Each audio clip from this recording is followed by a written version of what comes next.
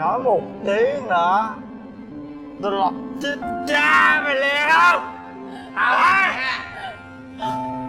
Mày làm gì tao hả Tướng? Mày làm gì tao hả Tướng? Mày làm gì tao hả Tướng? Mày làm gì tao hả Tướng? Mày làm gì tao hả Tướng? Mày làm gì tao hả Tướng? Mày làm gì tao hả Tướng? Mày làm gì tao hả Tướng? Mày làm gì tao hả Tướng? Mày làm gì tao hả Tướng?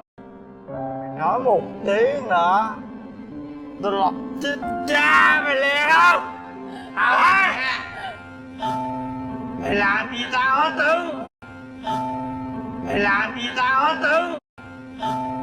Mày làm gì tao hả Tướng?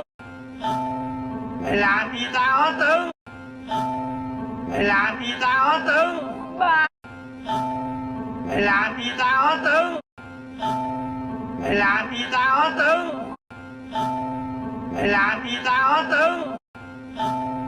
Mày làm gì tao hả Tướng? Mày làm gì tao hả Tướng? Mày làm gì tao hả Tướng? Mày làm gì tao hả Tướng?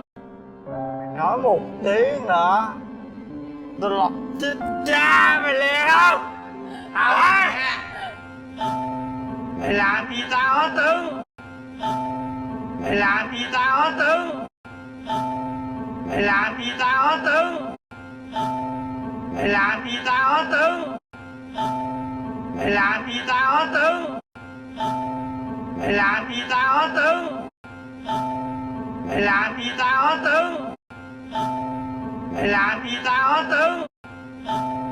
Mày làm gì tao hả Tướng? Mày làm gì tao hả Tướng? Mày làm gì tao hả Tướng? Mày làm gì tao hả Tướng? Mày làm gì tao hả Tướng?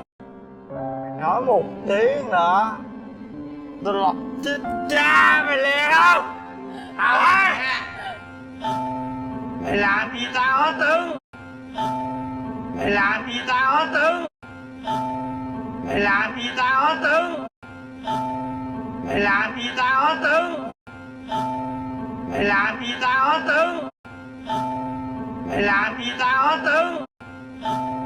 Mày làm gì tao hả Tướng? Mày làm gì tao hả Tướng? Mày làm gì tao hả Tướng? Mày làm gì tao hả Tướng? Mày làm gì tao hả Tướng? Mày làm gì tao hả Tướng?